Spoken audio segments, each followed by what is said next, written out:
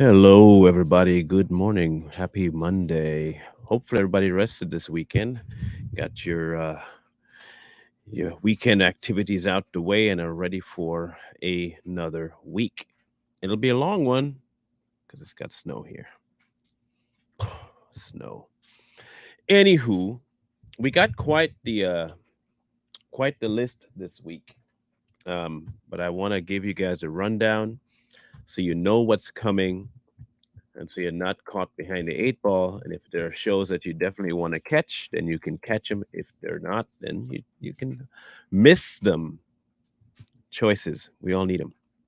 So tomorrow, role of a man. Remember, if you need a guy in front of that conversation, send them. It's good to have the conversation. Not saying I know everything. No, don't know everything, but what I do know, I'll talk about. So then on Wednesday, is hell just a mental state of existence or is it real? That's going to be Wednesday. And then Thursday, when is the real Sabbath? And then on Friday, where did Cain find his wife? Those are the topics coming this week. So if you're interested in any of those, great. If not, we'll catch you on the following week. Role of man, is hell real or a mental state? When's the Sabbath? And where did Cain find his wife? All right. Okay. So God is jealous. God is jealous. Um, it all came from a question about someone saying, "Is it sinful to pray to Jesus?" Um, no, that's the short form answers. Um, no, fair media is down. Fair media is down. Is it? Is fair media down? Let me check on something here real quick. Um, I was just on fair media a couple of minutes ago. So let's check and see what's going on with fair media, shall we? If it is down, then that's a problem. Hang on a second, guys. I need to get this cleared up before I move forward. I may have to end up. Uh oh. Uh oh. The page isn't available. What? What? Uh oh. That's not a good thing at all. That is a very bad thing. Like I mean that is really bad. Yes, sir. Your page is down, sir. What you mean? Fair media is gone. On Facebook? Yeah. Wow. Um So what happened?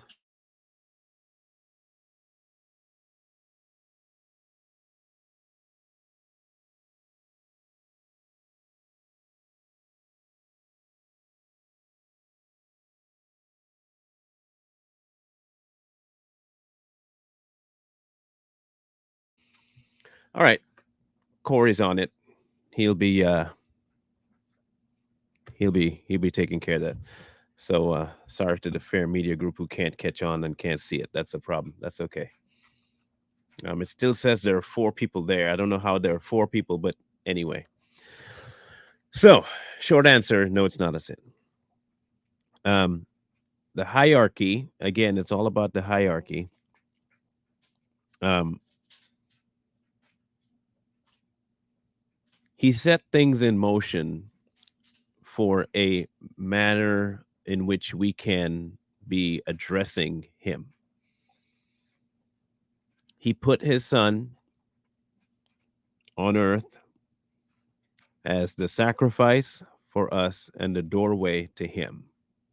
Okay, let's get that going. The Holy Spirit is the mediator. Um,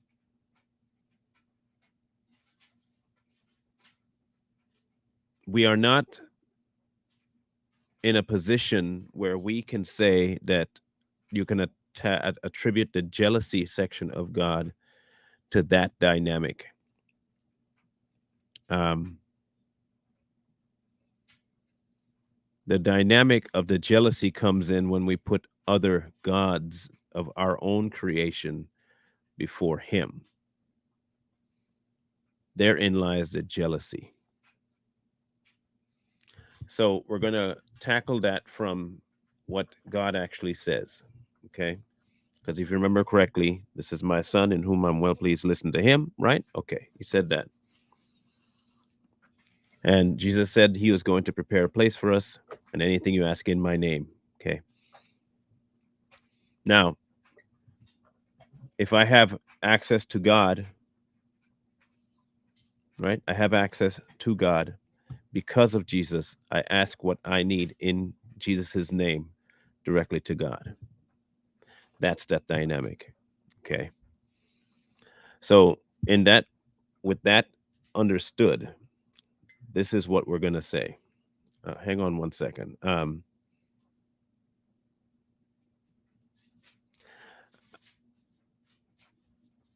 Teresa, can I ask one favor? One favor of you.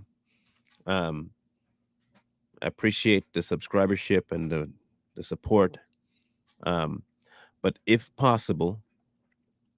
um, if possible, for this platform, uh, try and a little better censor the things you say here, um, because of the content that we're talking about, if that's possible for you. Thank you. I just want to make sure I put that out there because I saw some stuff from last week with an interaction you had, and I don't want that on my platform. If that's a request you can fulfill, that'd be great. Thank you. All right, Exodus chapter 20. We're going to go all the way to that one verse. I am the Lord thy God. This is from chapter 20, from verse 1. The Lord spake these things, saying, I am the Lord thy God, which have brought you out of the land of Egypt, out of the house of bondage. You shall have no other gods before me. No other gods before me. You shall not make any graven image or any likeness of anything that is in heaven above, or that is in the earth beneath, or that is in the water under the earth. Thou shalt not bow down yourself before them or serve them, for I, the Lord thy God, am a jealous God, visiting the iniquity of the fathers upon the children unto the third and fourth generation of them that hate me. Now, the jealousy section applies to the attribution of our worship to false gods. You cannot attribute Jesus in that category simply because he was sanctioned, promoted, created in and for a specific purpose ordained by God. It is not like false idols. It is not a false worship. So you cannot list him as a sinful person to pray to under the thought process that, oh, God's jealous. His jealousy is directly 100% directly related to the aspect of having other gods, the little g's, graven images of anything in heaven or below. So this would be the Baphomet statue. Okay, that Baphomet statue. Um, all the deities that we have in mythology, um, creating images of those, um, images of angels, or your thought or representation of angels. That That would be it. That would be a graven image or a likeness of anything that's in heaven above. Notice he makes a massive differentiation, right? So let's break down a couple of things here. Okay. So by graven, it means carved, right? So you shouldn't have a carved or stone, wood idol of anything that represents or looks like anything in heaven above or earth beneath or in the waters. That's a pretty extensive list. So let's take, for instance,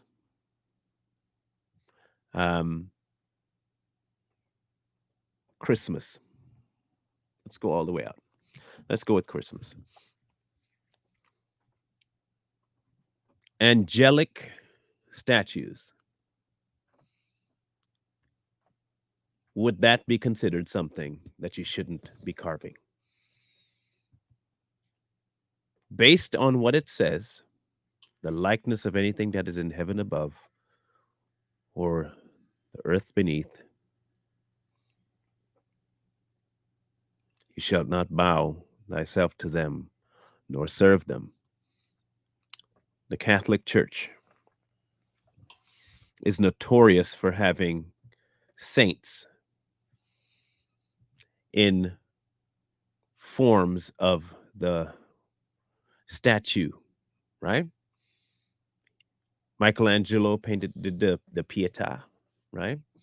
Of Mary and Jesus. The Catholic Church has a lot of angelic things all over the building.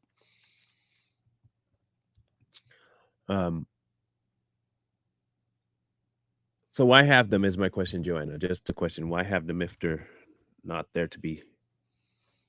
What exactly are you owning a statue of an angel for? Just as it's not an attack. I just want to know what they're what is it for? What's the statue? What's the purpose of having a statue in the form of an angel? Um, a lot of things that we say, oh well, because I don't, and I don't, and I don't, and I don't do that with it, and I don't do that. What's the purpose of it? What's the purpose of it?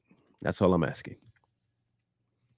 And if God is a jealous God, if He is a jealous God and doesn't want anything like that going on in your world, should it be something you have, but you say, oh, it's because, and I don't, and I don't, and it's not the same?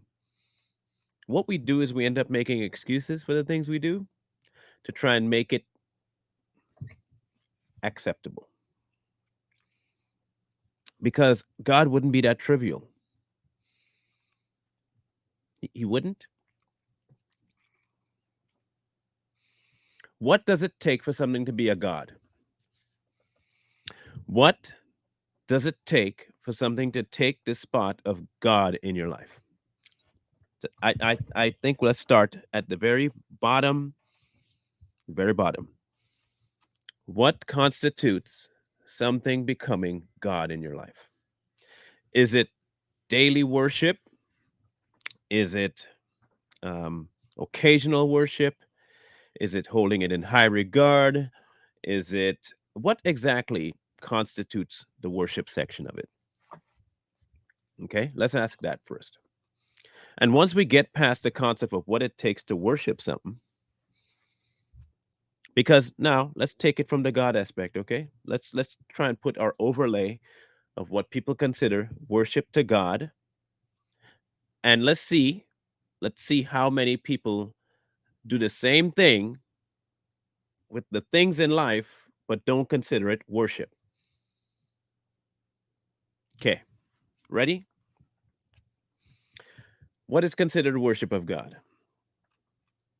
To some people, it's going to church on Sunday and singing and listening to a sermon and praying. Some people do it once a week. Is that worship? Some people do it 3 times a week. Is that worship? Some people do it every day. Is that worship? Some people do it every day, twice a day. Is that worship? Some people only do it on a Saturday night. That's it. Is that worship? Now, is it something, like I was just about to get to that, is it something that you do internally or externally? So if we have this attribution of worship to God as an act, as a listening to, um, as a following, can we and do we attribute that same behavior to things in our life and just don't call it worship? No. Is it? Okay, let's go. Let's go with this. Um, you have let me see the best example I can bring for this. You have a statue that you bring out only for Christmas time, and you put this statue front and center of your display on your mantelpiece or on your lawn, and you hold it there as a representation of your celebration of Christmas. You don't consider it worship because you're not bowing to it and you're not praying to it, but you do hold it in a high, significant role that day. Is it worship? Or do you consider it not worship because you're not putting as much emphasis on it? He says worship him in spirit and in truth, right? So do you attribute, oh, well, I'm not worshiping that in spirit and truth, so it's not real worship? The question is, can you worship anything other than God in spirit and truth? You can't because only God is truth. Are we making accommodations for the things that are blatant by trying to make them trivial? Now, I'm not telling you not to celebrate Christmas. I'm not saying any of that. But here are the things that, as humans, we do. We try to negate the gravity of something by saying something about ourselves that we want to be true that may not be in order to make ourselves feel as though it's real. I'm not worshiping it. I just have it as a blah, blah, blah, blah. Oh, I don't, no, it's not that. It's because of blah, blah, blah, blah, blah.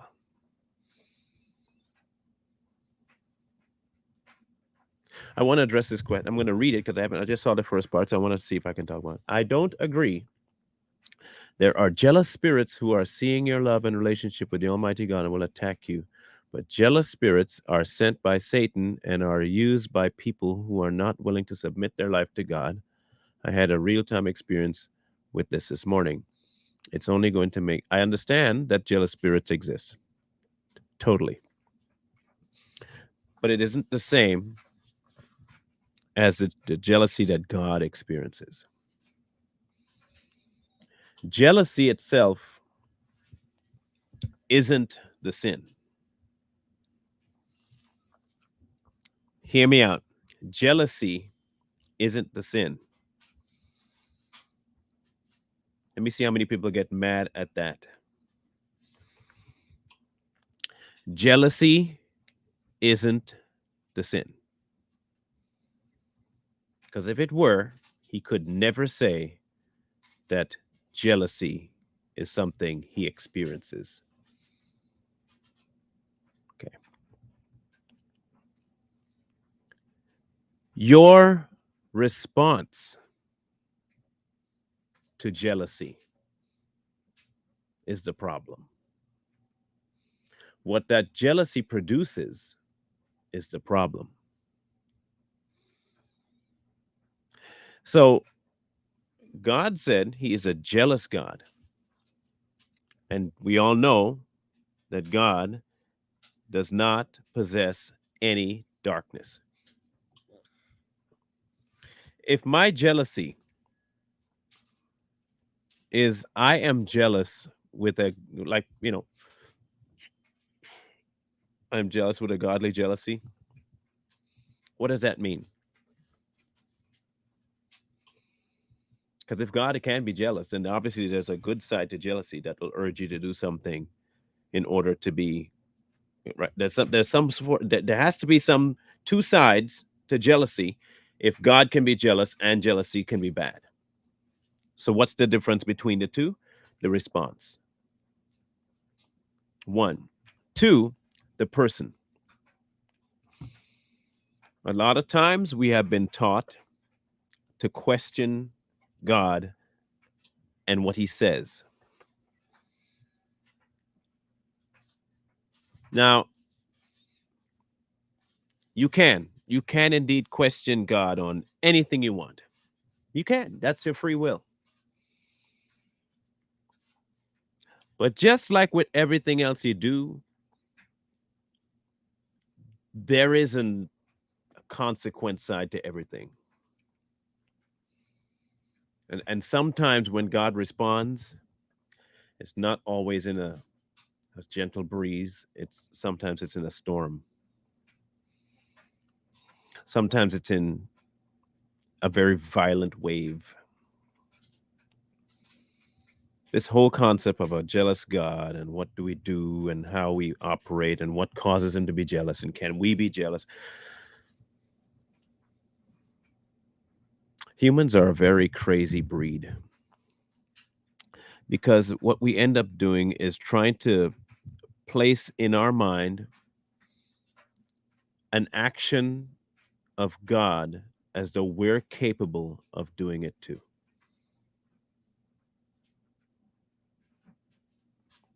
Or if we were in his position, we would do blah, blah, blah.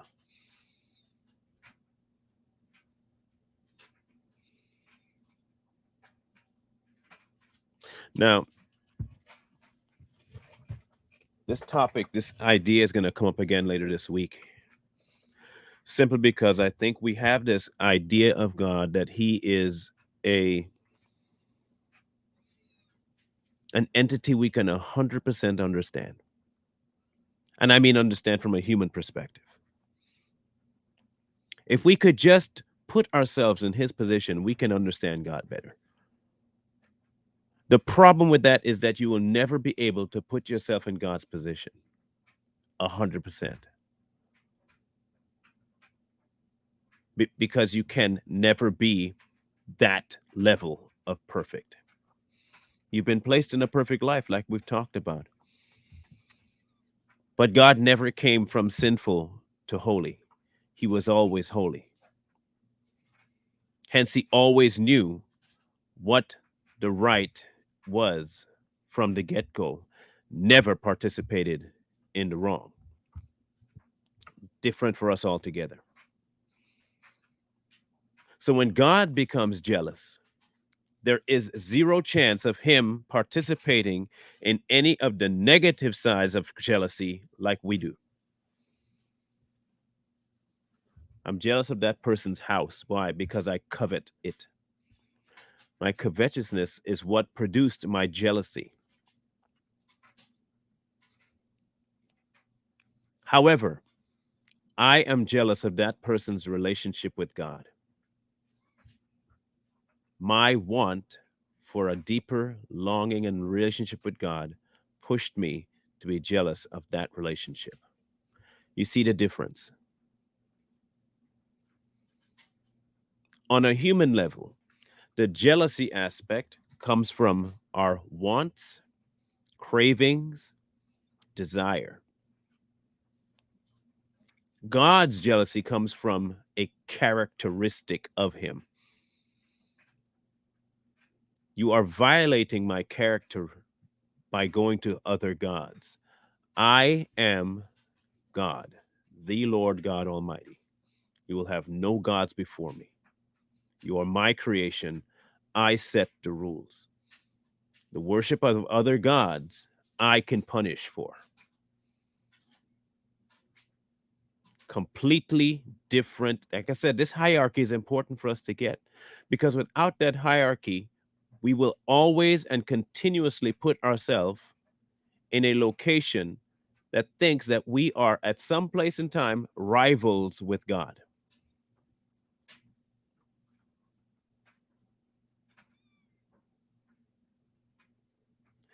I can be fully 100% justified in my jealousy over something wonderful.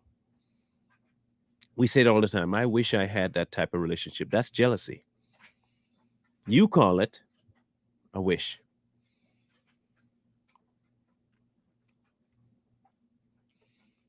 Justification in our mind. Because we stay away from the word jealous. It can't be. Oh, that my marriage would last 70 years like that. That's jealousy.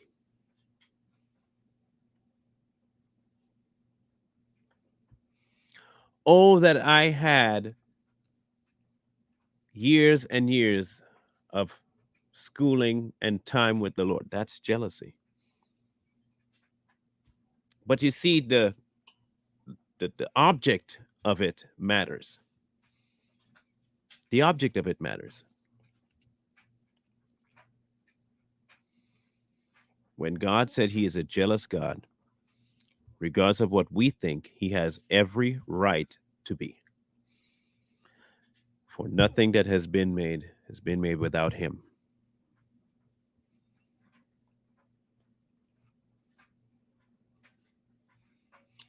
My jealousy is targeted. There's nothing wrong with, and this is what I'm saying, there is nothing wrong with being jealous of other people's marriages. There really isn't. It is a longing for that kind of relationship. That's not bad. Like I said, the object. Now, if you're saying, I am jealous of that person's husband, massive difference. Or I am jealous of that wife for having, that's different. Massive difference. Oh, that I could have the relationship they have. I am jealous for that type of relationship. The relationship is your object.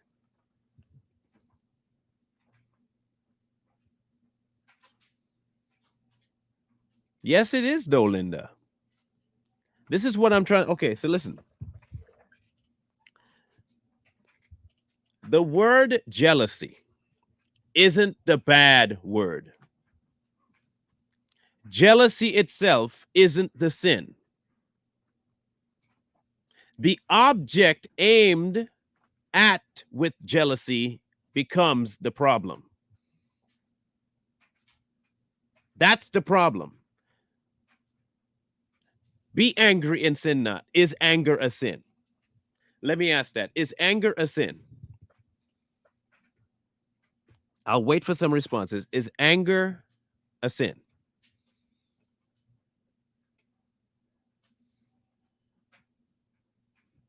I'll wait for anybody to respond. Anyone, chime in. Is anger a sin? So why do we equate the exact same? Trust me, it is the exact same theory with jealousy. The exact same with jealousy. But somehow we have been taking it to say, oh, if you are jealous, that's a sin. That is not. That is not. It is not.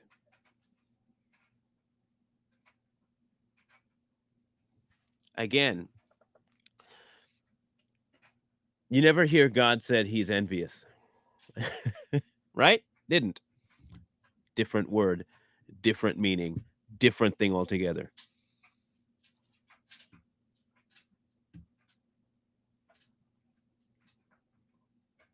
It means the result of your anger, not how far necessarily, but the result.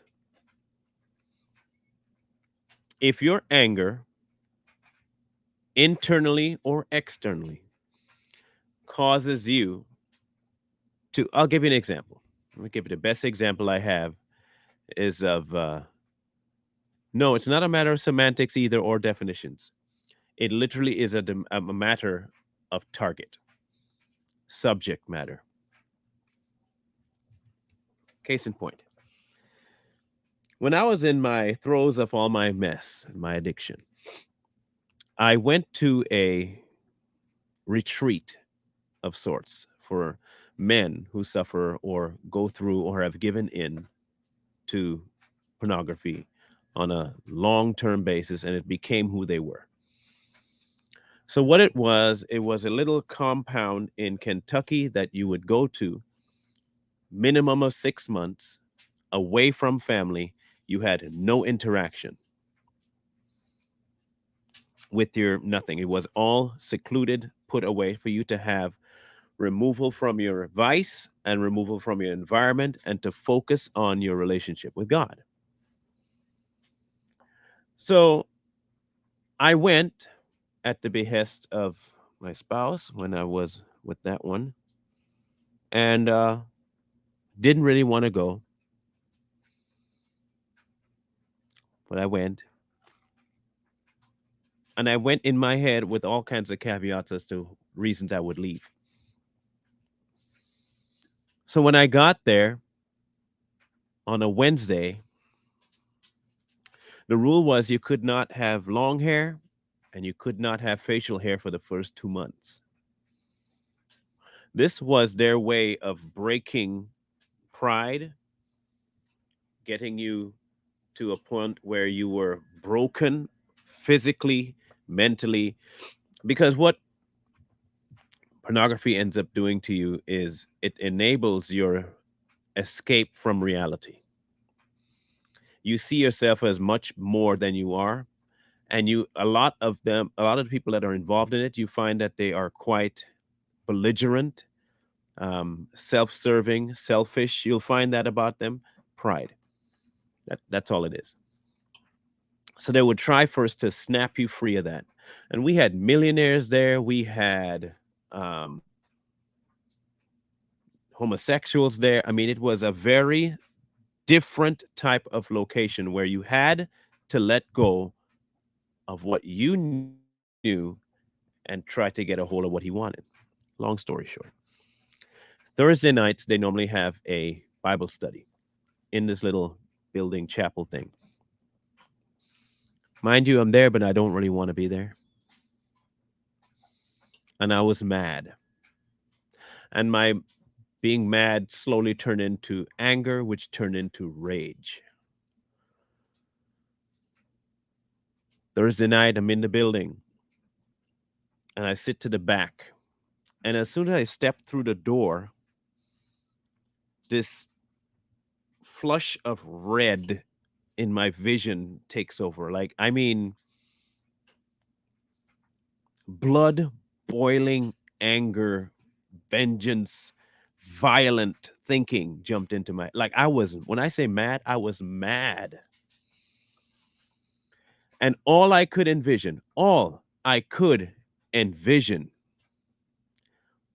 was literally killing everyone in that building. I went from instrument to instrument of violence in my head, and I could see myself slaughtering these people. I'm not kidding. This is exactly what I saw. That is anger, unfettered, allowed to run rampant and become sin. That's what that was. That is not being angry and sinning, not that is anger and allowing complete and utter sin.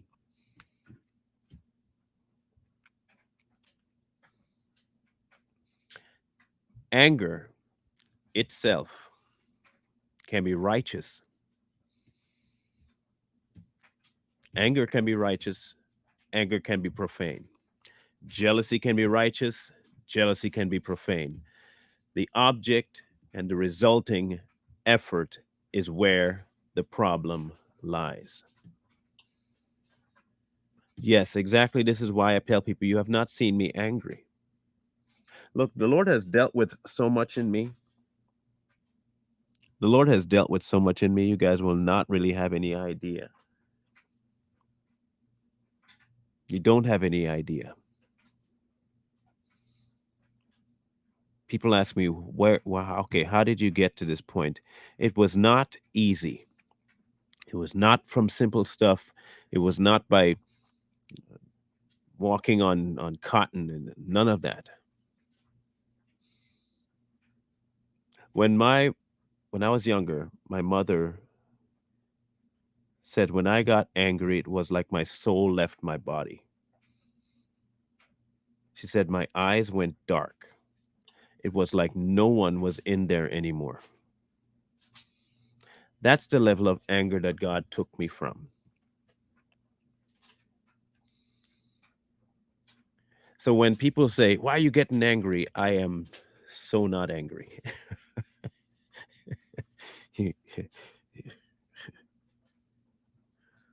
It's not anger. I guess you just haven't seen me angered and sinned. Jealousy of God will always be warranted. Always be warranted.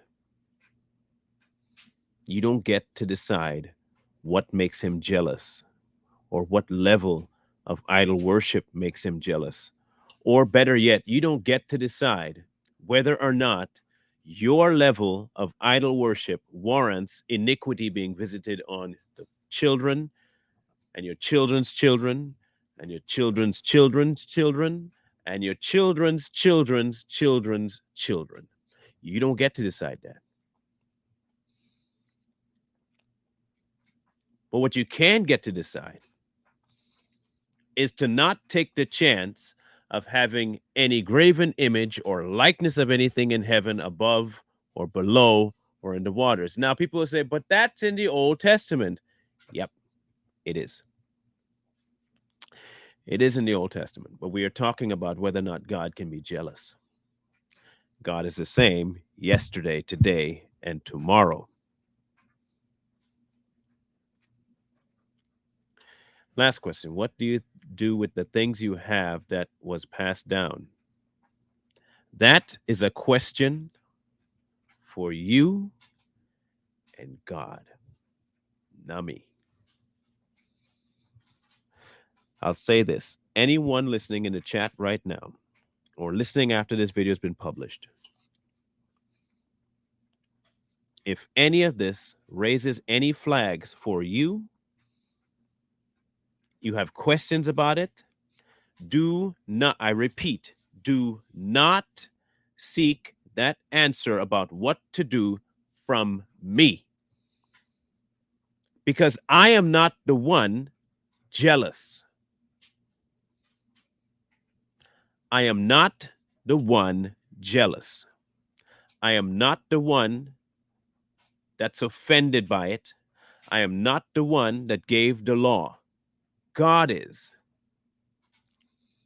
I always tell people, I'm never going to, never going to tell you, never, what you should do with your life because I said so. Not going to happen. Not going to happen. Nope. I will give you information that I have that he has passed on to me for me. After that, you take it up with the big man. It is a great way for you to spark a conversation with him. It is a wonderful conversation piece. Pick it up with him. Yo, look, man. Hey, look. My mama, my mama's mama gave me this statue. It's been in our family for years. I don't believe I worship it, but can you show me if I'm worshiping this? And if I am worshiping it, tell me what to do with it.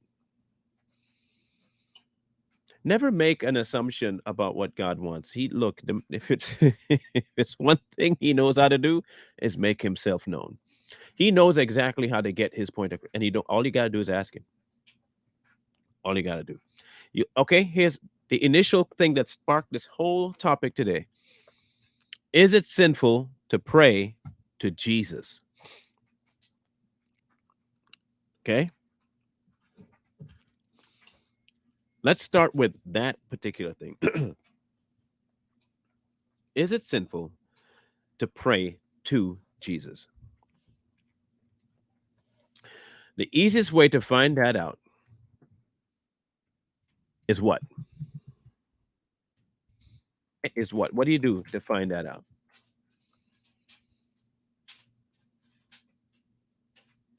What does the Bible say about it? That's one. Okay, so we know that part.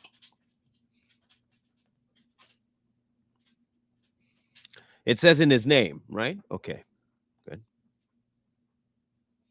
So, what then is the best way to find out if praying to Jesus is sinful?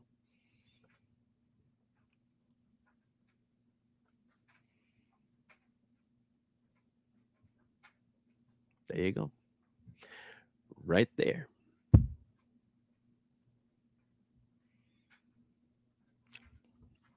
Again, I'll give you the obvious dynamic that's right there for everyone to see.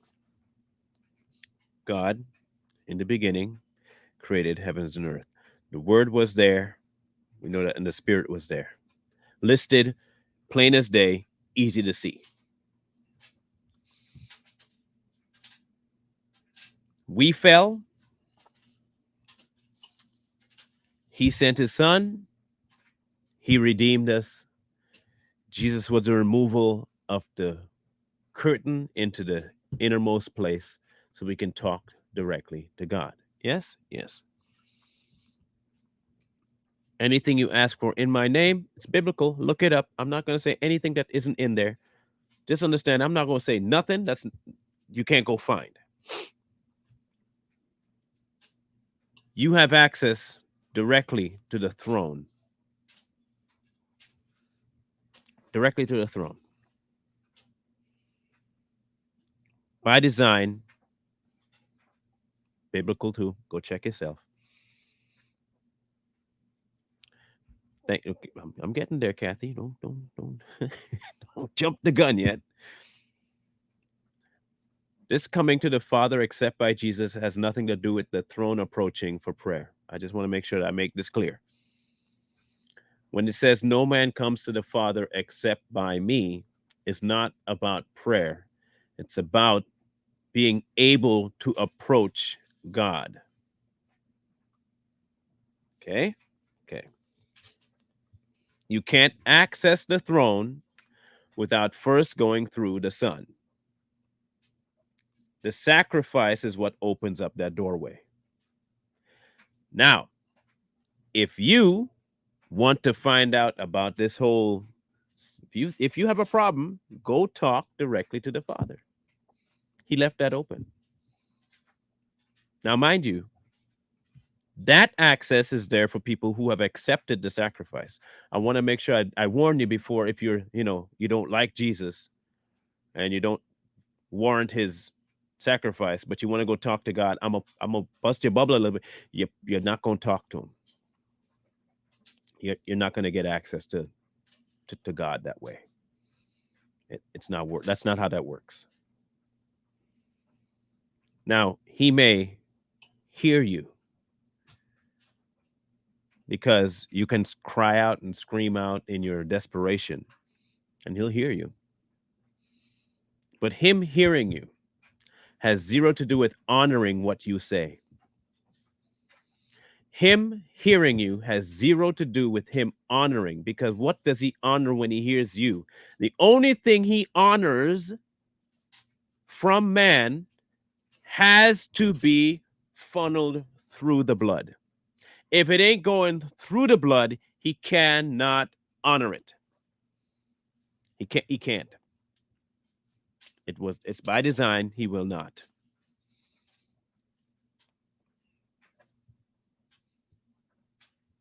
Okay? Okay. If you have questions about it, get yourself up inside that blood, covered up, accept that sacrifice, move on through the blood, talk to him. Ask him all you need to ask him. Look, everything is right there for him to answer. He will answer everything. Everything. He will answer everything. He will make things so unequivocally clear. But don't look to, this is why let no man teach you comes into play. These teachers and preachers and all that stuff that come to you and try to make them the arbiter of what you believe, they have now become your priest. Don't do that. Don't do that. Don't do that. A teacher is there for clarification of topics, of clarification of things that might be hard to digest. That's all. They shouldn't be putting their own twists on things when it's written as plain as day, as the nose on your face. Don't put your twist on it. I don't need your input about why you think it might mean none of that. If it says it, it came from somebody bigger than them anyway. If the Bible says something, it more than likely came from somebody bigger than the person saying it. He's a jealous God. Don't have no gods before me. You're confused about what that small g is about? Talk to the big G about what is a little g. He can reveal. Okay, how many of you have been aware of things you have held as idols in your life? A boyfriend, a girlfriend, your children, your work, right? You put all of these things before God. You don't want to go and worship God because you got all these other things that you put before Him. Those are, okay, idols. There are tons of things that we put in front of God that we may not even realize that we're putting in front of Him. What's the best way to do it? You go talk. Hey, look, remember when, okay, I'm going to find that verse because I need to find that verse now. David said it best. David said it best. In Psalms, okay, 139. One of my favorite verses in the entire conglomeration of books is Psalms 139. And I have to read the whole thing because the whole thing is just wonderful. It's just amazing. I have to. I have to. Because it's one of those verses, one of those books that are just it's beautiful. Okay. 139. Eventually one of these days I think I want to try and make this into a song, but hey, that's a later time. You have searched me, Lord, and you know me. You know when I sit, when I rise, you perceive my thoughts from afar, which is why he can tell you if you have any idols hidden in you that are before him. He can tell you that because he searched and knows your innermost. Okay. You discern my going out and my lying down. You are familiar with all my ways. Before a word is on my tongue, you know it completely. You hem me in, behind, and before, and you lay your hand upon me. Such knowledge is too wonderful for me, too lofty for me to attain. In other words, how is that possible, God? You know what? I'm not even, I can't fathom it. I don't know how you know all this stuff. I don't know. So where can I go from your spirit? Where can I flee from your presence? If I go to the heavens, you're there. If I make my bed in the depths, you're there. If I rise on the wings of the dawn, if I settle on the far side of the sea, even there your hand will guide me, your right hand will hold me fast. If I say, surely the darkness will hide me, and the light become night around me, even the darkness will not be dark to you. The night shines like day, but the darkness is like light to you. For you created my inmost being. You knit me together in my mother's womb. I praise you because I'm fearfully and wonderfully made. Your works are wonderful. I know that full well. My frame was not hidden from you when I was made in the secret place, when I was woven together in the depths of the earth, when you saw my unformed body. All the days were ordained for me, written in your book before one of them came to be. How precious are your thoughts, O God? How vast the sum of them. Were I to count them, they would outnumber the grains of sand. When I awake, I'm still with you. If only, God, you would slay the wicked away from me. Now, this is where David starts to lose his composure a little bit. He comes back to it. Watch, though. You who are bloodthirsty, they speak of you with evil intent. Your adversaries misuse your name. Do I not hate those that hate you and abhor those that are in rebellion against you? I have nothing but hatred for them. I count them my enemies. He says all of that. But then he says, search me, God.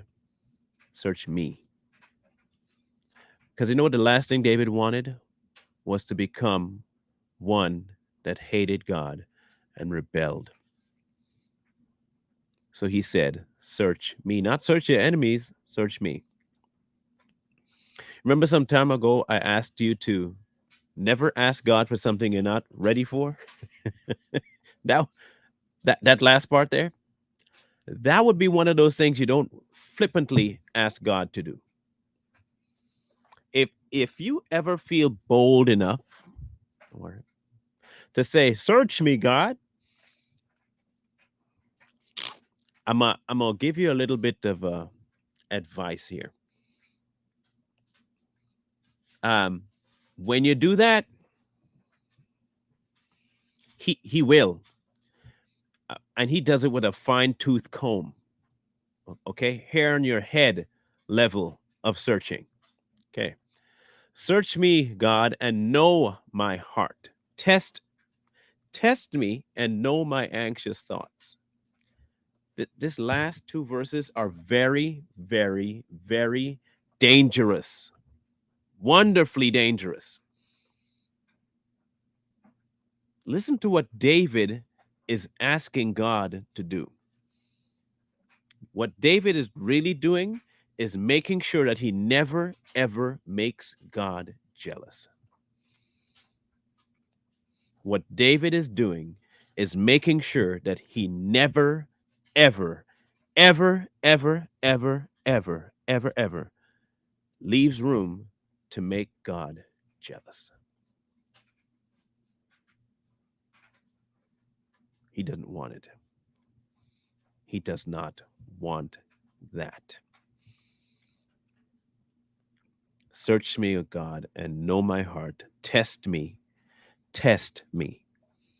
Put me through whatever gauntlet you have to in order to produce in me the release of anxious thoughts.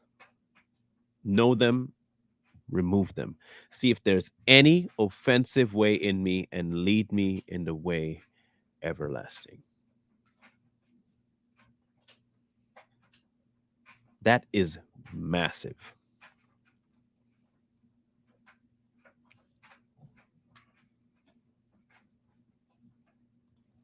What?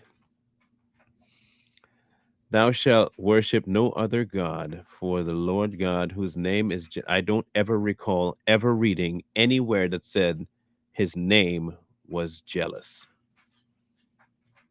Like I have never, ever, in any interpretation, ever read that.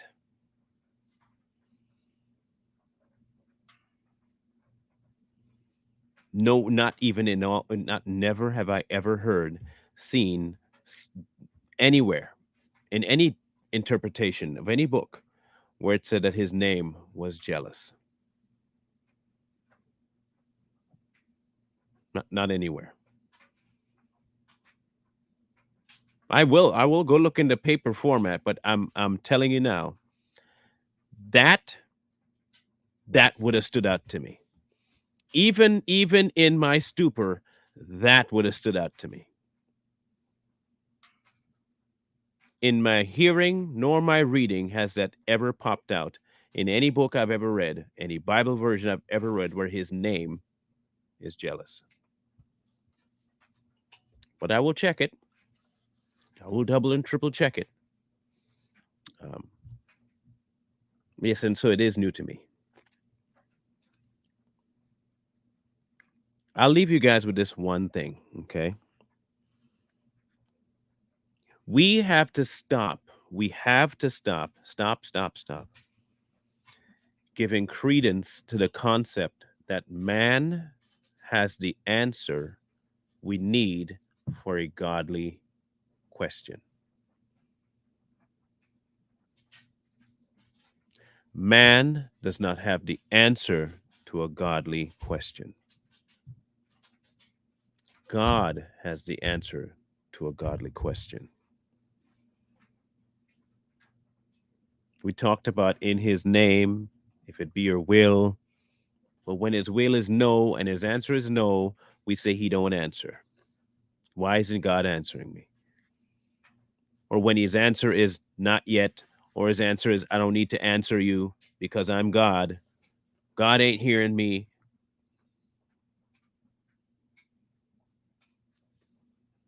Or he's saying, be still and know that I am God. Or he's saying, be still and know I am God. In other words, stop asking. Stop. Relish the fact that I'm God. How about that? How about you stop asking me for stuff? Stop wishing for stuff. Stop making it seem that I am only a genie in a bottle. Stop thinking of me as a one that you bring all your prayers and concerns. Just worship me for who I am for a change. Just try that and let me deal with what I got to deal with.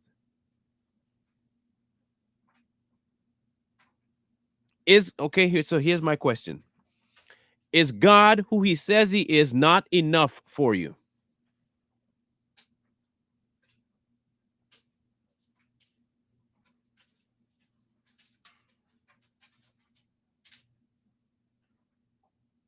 Is God as he is who he is not enough for you?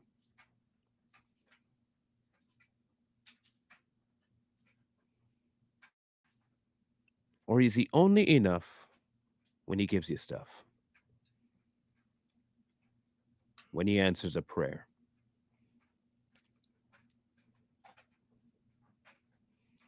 Is the character, the personage, him not enough?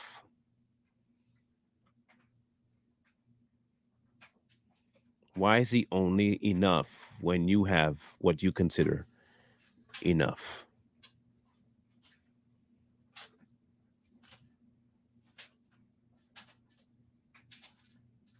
Why?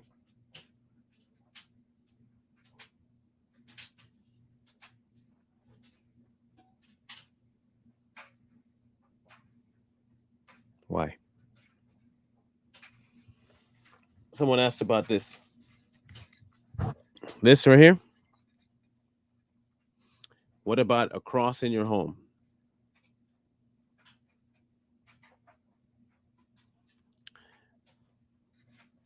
Do you worship the cross?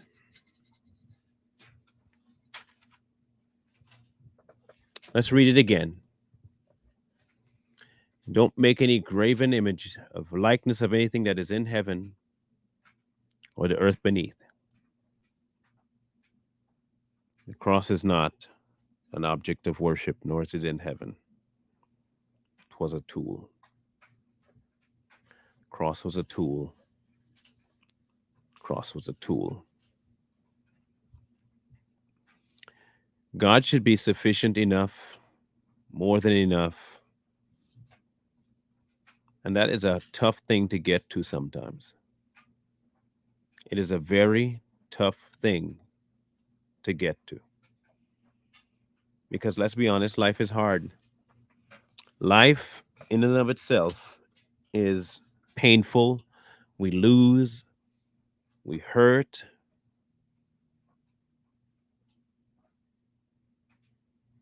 And sometimes we don't think in the places that we get to that He understands.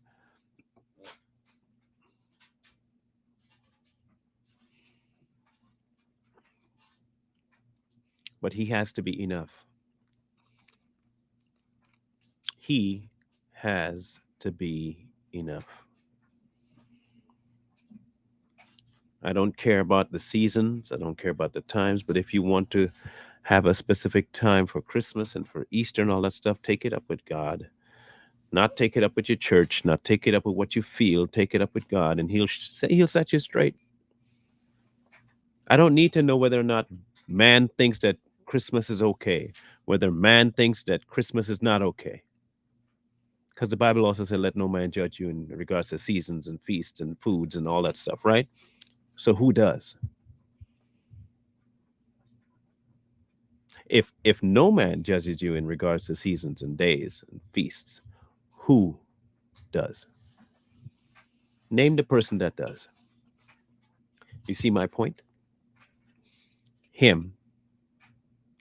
If you run that by him, he will let you know whether or not you should have it.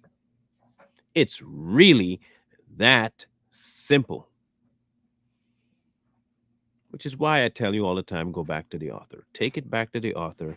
You can't go wrong talking to him. He will not lead you astray. He will not be a divisive God. He will not pull something out of a hat that he ain't going to apply to everybody. He's consistent.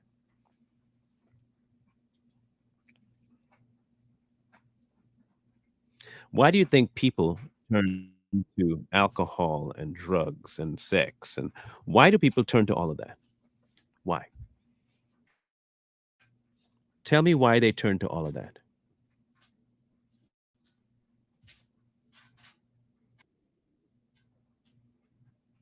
Why?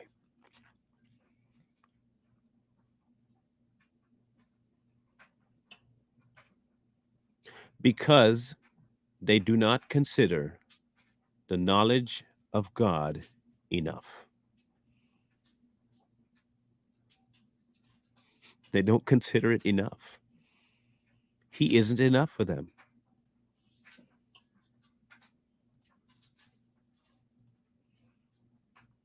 And when he's not enough, we encounter problems. When he is not enough, we search for other things to complement, to go hand in hand with.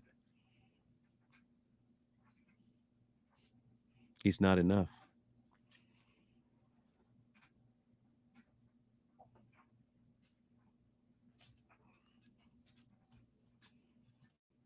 I did get your message, Linda. Like I said, I'm going to go check the paper version that I have, my actual Bible, to see what it says.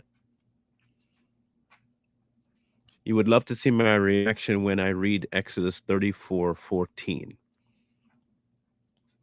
What um what is it about Exodus 34:14 that's going to yield me a reaction, you think?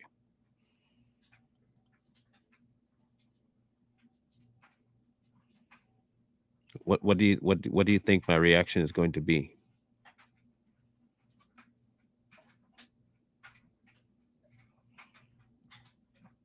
Now, remember, we were talking about Exodus 20.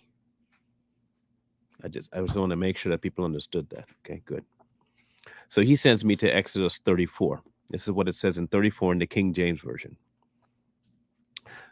If he's looking for a certain kind of reaction, this is the reaction. Okay. Thou shalt worship no other God, for the Lord, whose name is jealous, is a jealous God.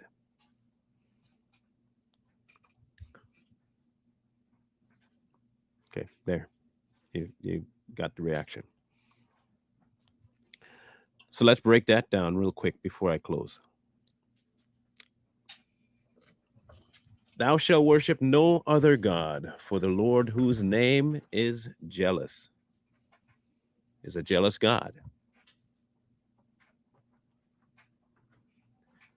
Is God's name jealous? That is that his actual name?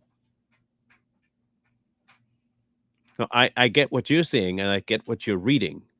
Is it saying that his name, like my name is Marlon, that his name is jealous?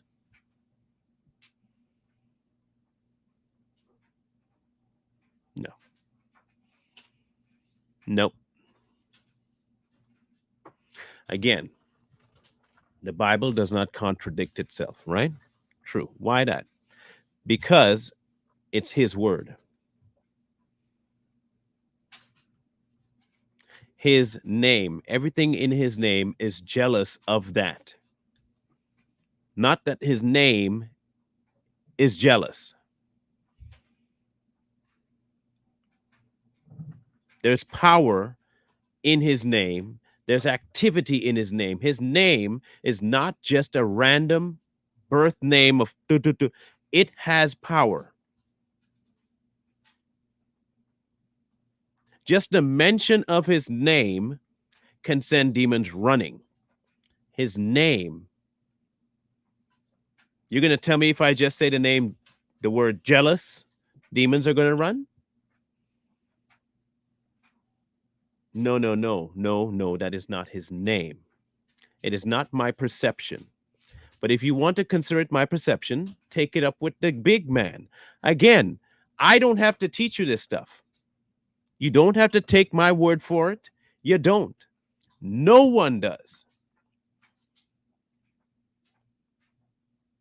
Take it up with the big man.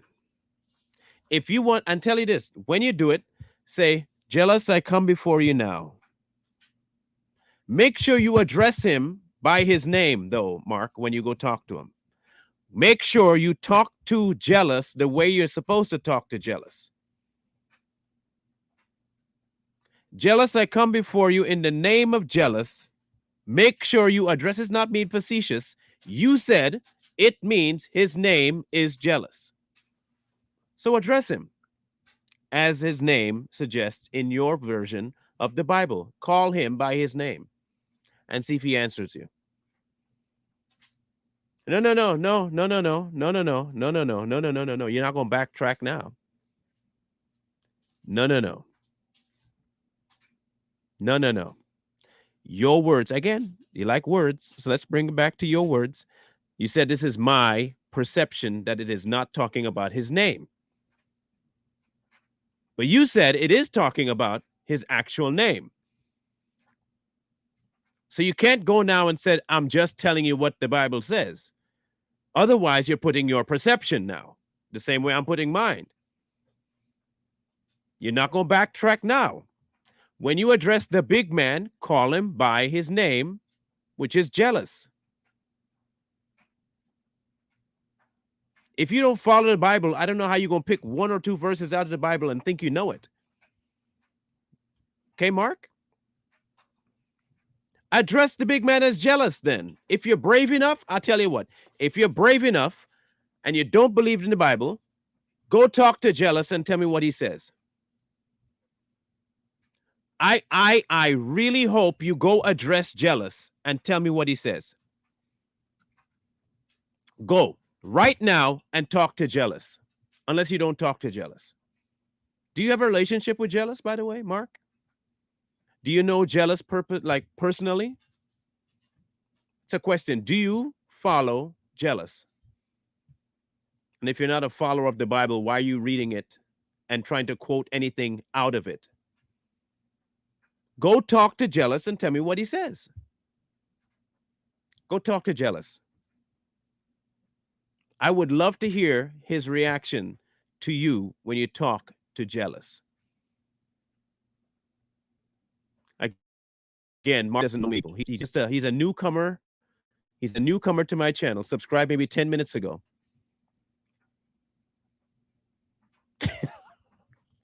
I'm angry. I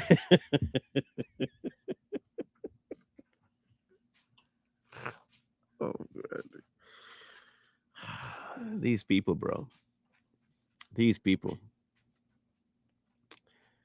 Go talk to jealousy and tell me what his name is. Go talk to jealous. And have fun talking to jealous. But I don't think you actually ever talked to jealous one day in your life. You've never spoken to jealous once in your life. You have to be a newcomer, Mark. You couldn't possibly been here for months, or you would know what anger looks like. If you have been here for months, you would know what anger looks like. The mere fact that you can say I sound angry tells me you know nothing about anything that I do. Your own words betray you, Mark. Basket case. Go talk to jealous, though. I think you need to have a conversation with jealous. Jealous is calling your name. Go have yourself a conversation with Jealous. Tell me what Jealous says. And then when you've had a conversation with Jealous and he responded to you, let me know. Holler at me when you get the response from Jealous. But make sure you address him by his name now. Okay? Address him by his name, which is Jealous.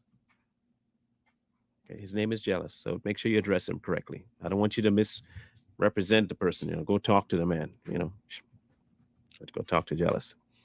If you've been here months and you think I have hate in my heart, why are you following the channel, Mark? Let me ask you that. Why are you following the channel? Why are you subscribed to the channel, Mark? Do you have an answer for that? If you've been here for months, why? This will be a great why. Why exactly are you following the channel? Why are you subscribed if you've been here for months and you think I have hate in my heart? Please tell me. I would love to hear.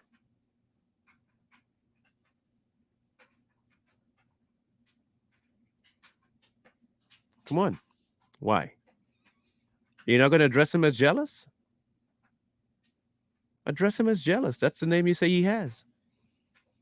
But tell me, why do you follow the channel, Mark? Your next answer is very pivotal. Why do you follow the channel, Mark? You planted your seed? I don't need to know about your personal life, okay? I don't need to know what you do with what female and what children you're having. I don't need to know all that. It's a simple question. Why do you follow the channel? I don't even know why you're mentioning your sex life, bro. I have zero idea why that's even coming up. Like I really don't know. But why are you following the channel, Mark? Because I can help you with this real easily. So why are you following the channel? I agree, Debbie. It is he is one of those divisive people, but I just need to know from his fingers why he follows the channel. He should know what's coming next if he does follow the channel. Are you gone, Mark? You listen to everyone's opinion and views because it all matters and because it's about each person's, and that's where you are wrong. See? And thank you for answering that. And with help, I'm going to help you understand one thing about my channel. I do not need you to listen to my perspective. And if you're here to listen to my perspective, you have not been listening. But just by the interaction alone, I know that you don't listen. You have two ears and they're both clogged up, and you have one big hole in your face called your mouth, and you use that way more than your ears. You don't listen. You come in with your own idea of what you want to hear and run with that. So I'll assist you. I will assist you. The best way for me to assist you is to block you from my channel. It is a very good thing for me to block you from my channel because what I don't want is for you to take my perspective from anything. I don't want anyone in this room to take my perspective. If you ain't taking it back up with jealousy, do not be here. So here you go, Mark. I'm helping you out by blocking you permanently from my channel.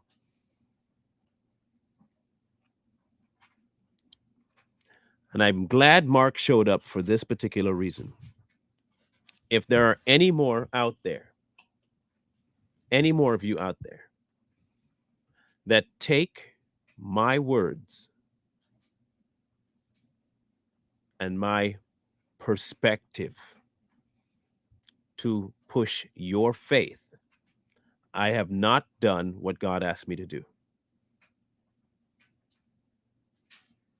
I'm failing.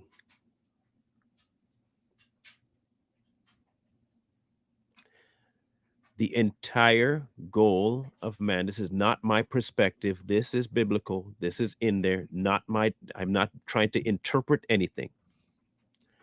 It is in there for you. The whole aim is to know God. And if you don't take it up with the author, you are doing yourself a disservice. If I am not directing you to the author, I'm doing myself a disservice. And I'm also not honoring God. If you do not want to encounter the jealous side of God, do what he says directly from him. Do not listen to me because of my perspective. If he uses me to break things down a little better, not to put my own twist on it, fine.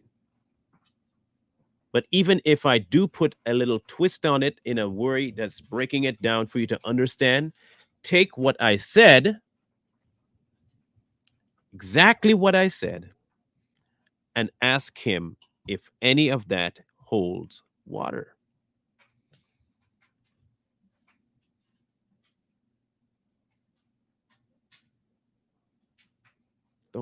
Don't just take me as a, which is why I don't want to consider myself a teacher, but it's whatever you guys see it, okay?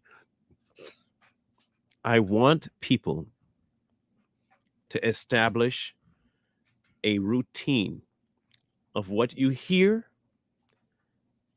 taking it all the way back to him. Whenever you hear something on Sunday, take it right back to him. Someone tells you something is true, take it right back to him. Whatever you hear me say, take it right back to him. Verify everything with him. Pass it through him. He is the only one that can decide that, not me. If he is using me to describe something, break something down differently, fine, then take what I said and take it back to him every single time.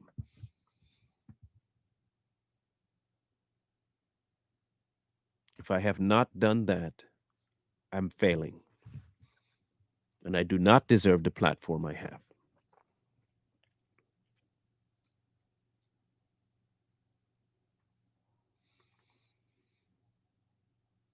Our God is a jealous God, and we should not put anything before him. If you are concerned about what you might be putting in front of him, might be putting before him, might have as an idol, might have, if you are concerned, ask him to make it clear.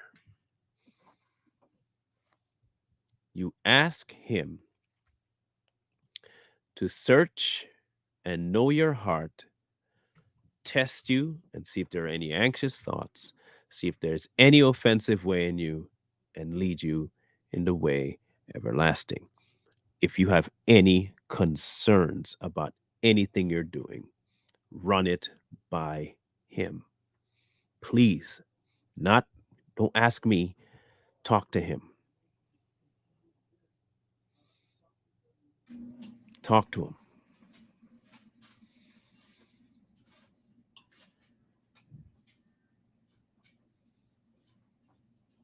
I don't want to be held responsible at the end of time for giving people my opinion. I don't.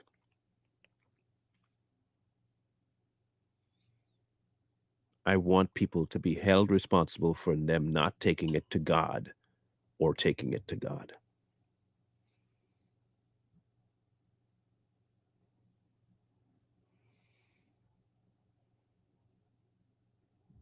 Period. Tomorrow is a big show. It could possibly go 2 hours because I really do think we need to get men back on track. So if there are men that you think need to vent, hear, whatever, if you have men out there that need to be here, send them tomorrow. Please. We will be talking about the role of men, not man, men. Okay? Okay. You'll see the ticker on the bottom. Again, if you're led, you're led. If you're not led, don't act. If you're not led to support what's going on here, do not act because you feel like it. Again, run it by the master first, then act when he says to act.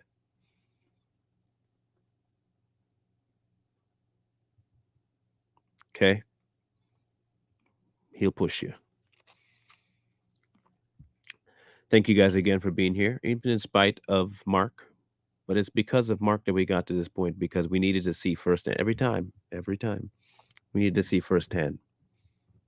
What the devil tries to do is to make you think differently about what God says. Did he really say? Is that really what God said, though? Surely he didn't say you would die. I mean, sound familiar? Sound familiar? Surely he'll give the angels charge over you. The devil knows scripture too, and he knows how to mess with you. Surely he didn't say. Surely. Talk to the author, guys. No translation, no alliteration, no iteration. None of it matters if you don't talk to the author. Talk to him. He's right there. Wisdom calls to you from the street. So please, please, please, please, please find wisdom. Peace. Hold tight the dreams, for if dreams die, rely on yourself.